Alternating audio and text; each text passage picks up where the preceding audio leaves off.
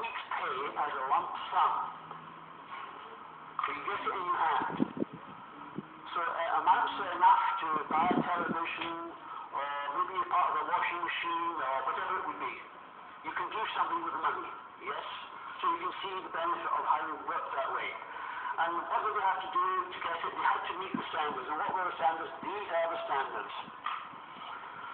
So every 6 months, the individual sits down with their team leader, and he goes through these 10 items.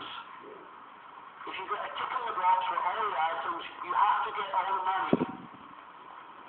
You have to get all the money. The supervisor has not got the ability to reduce the money. He either has to give you the money or not give you the money. And these are the things you have to do to get there. And we build into that productivity, zero defect quality, willingness to undertake any job, helpfulness towards colleagues, and making suggestions for improvement. And you have to tell your team leader, this is what I did to make an improvement in my job this last 6 months. And if he can prove that you've done it, you get a tick in the box. And also built into that is number 10. A personal learning objective. You have to come to your team leader and say, this is what I want to learn over the next 6 months, so I'll be more skillful at the end of 6 months than I was at the beginning. You have to tell the team leader that. He doesn't tell you, you tell him. I was visiting them about 5 or 6 years ago, and I was talking to people from the shop floor, to see how things were going. And one of the fellows said to me, he said, you've got to learn something every 6 months here. I said, oh, do you?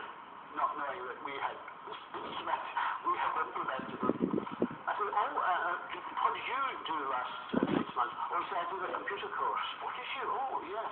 What was involved? He told me what was involved. And how did you get on? Was there an exam? He said, yes, there was an exam. Oh, well, how did you get on? He said, I got 92%. I said, 92%? Very good. He said, I used to be a butcher. And I've come here to do this job here. And I have to say that since I left school, I never tackled anything new. But in this particular company, I'm doing it every 6 months. I want to do a sales course in the next month. A sales course? Yeah, I want to know what people are selling. Oh, that's interesting. He said, I've never felt so good about myself until I came here. And I could see that he used to think he was a duck. But now he thinks he's a swan. I can fly here. And that's a great feeling to come to work for, isn't it? More than the money. Anytime he passes through the door, he thinks, there's no place made me feel so good about myself as this place here. That's valuable. And it's better than money. And that's what we managed to implement there. Now, another thing we like to add, and I put it to you, I don't know if any of you do this here, but it's the business of profit sharing. Would you share in the success of the business? Now, what I'm showing you here is a study that was done over a period of 8 years with 400 companies quoted on the London Stock Exchange. 400 different companies over a period of 8 years. It's the longest study we've ever seen done on profit sharing versus non-profit sharing companies. And all the measures you can see here are financial measures.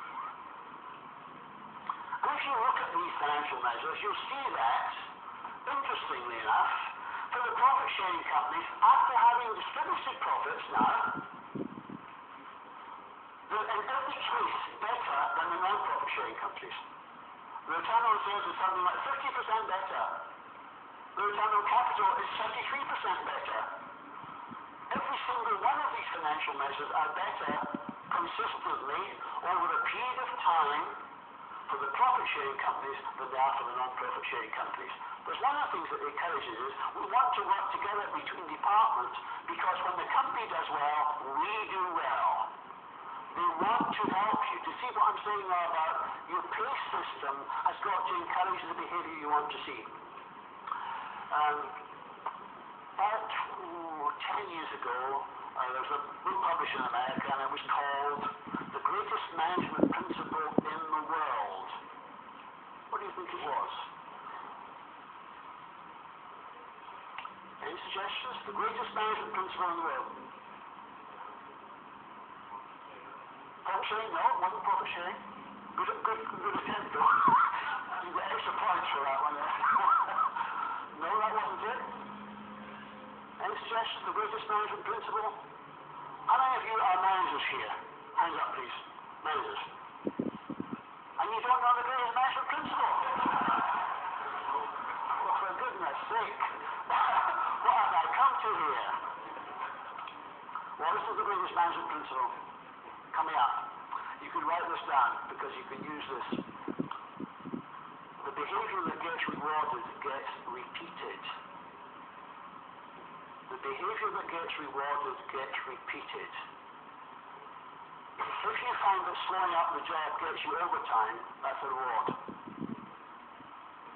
If you find that you talk about golf to the boss and he lets you off the hook for the thing that you didn't do, you keep talking to the boss about golf because that's a reward. You do the things that are helpful to you. The burglar goes in the window and he succeeds. What do you think he does the next time? Goes in the front door? No, he goes in the window because it worked the last time. And it's the same with everybody that you manage. The behavior you see is the behavior that you are rewarding people. So if you see some behavior that you don't like, by the way, it's not them, it's you. It's you. You have to organize it so you reward the behavior you do want to see. Example. People go on strike. They get more money than they got before they went on strike. What do you think they're going to do the next time? Of course, because it gets more money striking. Do not encourage the behavior you don't want to see. Do not encourage the behavior you don't want to see. Encourage the behavior you do want to see. And pay has something to do with encouraging the type of behavior that will get you to world-class standard. Well, have a look at number 10 and decide where you think you are now. What level? What level are you in your company? Excuse me.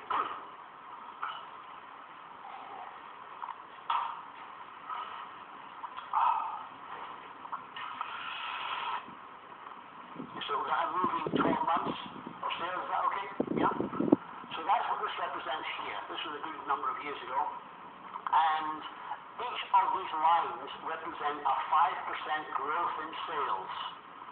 5% growth. At the time, inflation was quite strong, so 5% compound was possible. And we told people that providing ROTA, which is return on total assets, in other words, profitability, if return on total assets is above 22%, you'll see a spot in here. If it's below 22%, and if it reaches here, every time you pass one of these triggers, you will get 3 days pay put in the bank. Everybody gets 3 days pay. The managing director gets 3 days pay, the person who sweeps up gets 3 days pay put in the bank. If it doesn't reach 22% and it comes down here, you only get 1.5 days pay. If the profitability gets worse than that and it's down here, you'll get no days pay. There'll be no bonus at all. So, what happened was, every time it passed a trigger, as you can see, it passed 2 triggers, and so up in the top here is 6 days pay. Now, why don't we make it a day's pay? Because it's the same for everybody. Yes, the managing director is getting more because this day's pay is worth more, but everybody is in the same boat. We'll all get a number of days pay when the company succeeds. Secondly, it's in the bank. Everybody can work out how much it is. And funnily enough, you get as much credit for putting it in the bank as for paying it. It's a bit like holidays. You enjoy thinking about going on holiday as well as going on holiday. So having it in the bank is quite incentivizing. And people start to ask the question about, are we going to make our next trigger? What are the competition doing? Are we going to get sales up? They would start taking an interest in how the business was doing, and that was very helpful to us. And then we would pay that money out before the holidays and before Christmas. Why? Because that's when they needed the money. and they begin to associate